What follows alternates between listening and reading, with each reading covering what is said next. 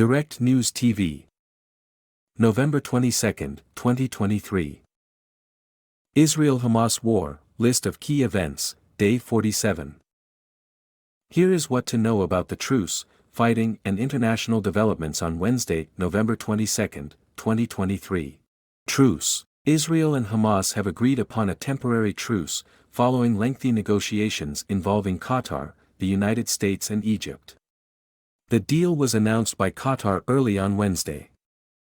A total of 50 women and children captives in Gaza will be released over the 4-day pause in fighting in exchange for 150 Palestinian women and children in Israeli prisons. Fighting may not end for good, as Netanyahu said on Tuesday night, "We are at war, and will continue the war." In a statement after the deal was announced, the Israeli government also said it aims to continue its activities to complete the elimination of Hamas. U.S. President Joe Biden released a statement on the agreement, welcoming the terms to release captives held by Hamas and promising to bring home additional American hostages.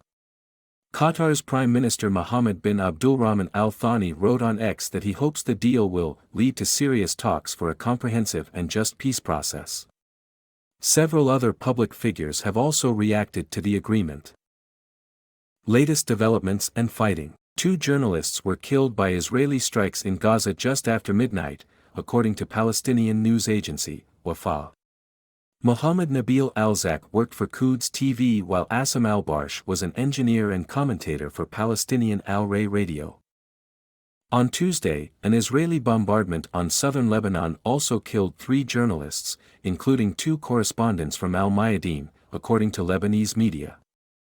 The Indonesian hospital in northern Gaza has been ordered to evacuate by Israeli forces, reported Wafa, citing hospital administration early on Wednesday.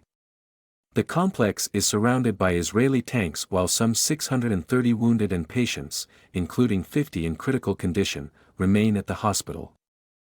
The World Health Organization said on Tuesday that it is looking to evacuate 3 hospitals in northern Gaza but is struggling to find an alternative safe space in the besieged enclave. International developments. The U.S. said on Tuesday that it has struck 2 facilities in Iraq in response to attacks from Iran and Iran-backed groups. Jordan says it has increased its military presence along its borders amid fears that Israel will forcibly push Palestinians out of the occupied West Bank. Palestine and Australia played a World Cup qualifier on Tuesday.